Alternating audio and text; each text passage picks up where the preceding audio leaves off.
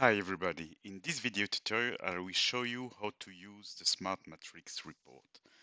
Smart Matrix is actually a 2D representation of your asset or smart device data per day, per week, or per month, or per year. In order to generate this report, you first need to configure your account. In this case, I have assets, so I will show you how those are configured. So in my asset tree, I have a tanks group, and in tanks, I have two tanks. And attached to those tanks, I have one device, which is actually measuring the fuel level.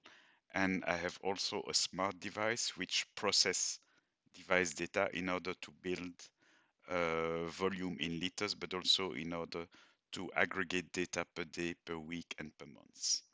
Once this is done, I can go to my report manager and use the smart matrix. So all reports work the same on IoT Factory Platform. You first have to select the data source. In this case, I will select my two tanks. Okay. Then the report will automatically show you data which are aggregated.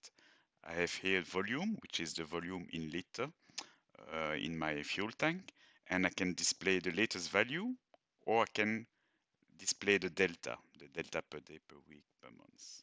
So I take the value, and then I will select the time frame. I will take last month to get 1 month of data, and I will show data per day. Once this is selected, I press the button, and you can see that I have my two tanks, and for every tank I have the end of day data for every day of the month. So what I can do is I can change it, and if I want to get delta, okay, and I generate it again, now I see not the latest value but the delta per day. I can also change the step and, for example, take weekly data, regenerate it, and now instead of having every day of the month, you get every week of the month. This report is available on the web. You can also export it as a CSV file. You can print it, and you can also automate the transmission, the generation and the transmission by email to a list of people. Thanks for listening.